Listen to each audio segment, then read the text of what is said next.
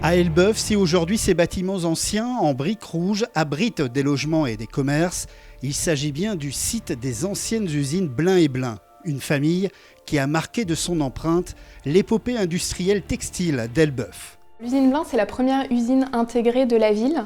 Intégrée parce qu'elle va intégrer toutes les étapes de production, près d'une trentaine, pour la production de draps d'Elbeuf.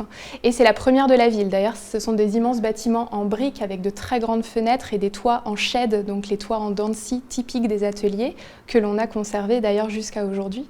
Et c'est la première et ça restera la plus grande de la ville.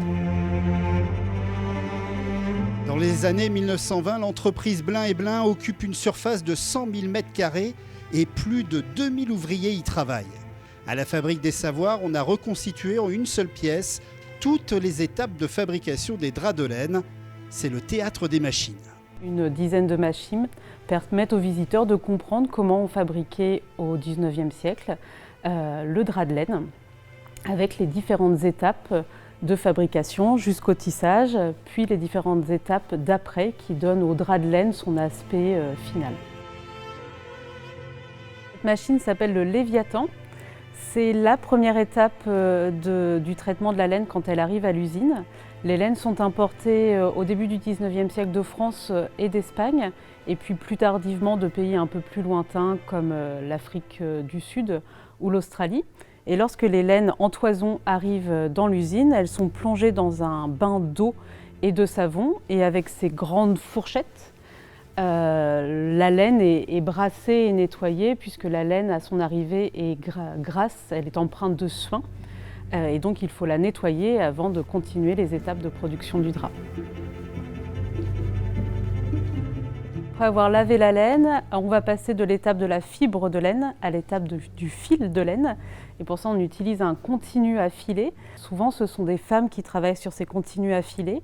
Et toute la journée, leur travail va consister à amener la fibre de laine, la passer dans la machine, qui va, par une action de torsion, fabriquer le fil qui se dispose dans les bobines.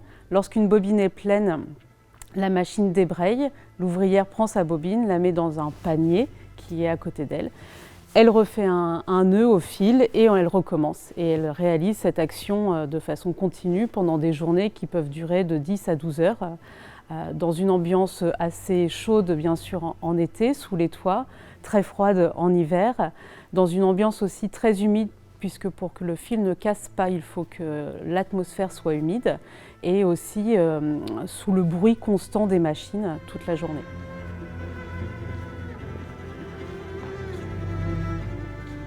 C'est presque une œuvre d'art. Cette machine s'appelle la laineuse, elle date du XIXe siècle. Elle entre dans le processus des apprêts, c'est-à-dire qu'une fois qu'on a obtenu notre tissu de laine, qui est passé sur le métier à tisser, il va falloir le traiter pour qu'il obtienne cet aspect un peu duveteux et doux. Et pour ce faire, on va le passer sur différentes machines, dont la laineuse, sur laquelle vous voyez il y a ces petits chardons, des chardons qui étaient cultivés dans les alentours d'Elbeuf, parce qu'il fallait très régulièrement les changer puisque c'est très fragile. Et ces chardons vont venir tirer la fibre du drap de laine et donc l'aérer avant que l'on passe sur un certain nombre d'autres machines. La ville d'Elbeuf, c'était un peu la ville au sang cheminé. Il y avait des usines partout dans la ville. Et dans chacune de ces usines, on retrouvait l'ensemble de ces machines dans différents ateliers. Et il faut les imaginer en très grand nombre dans chacun des ateliers.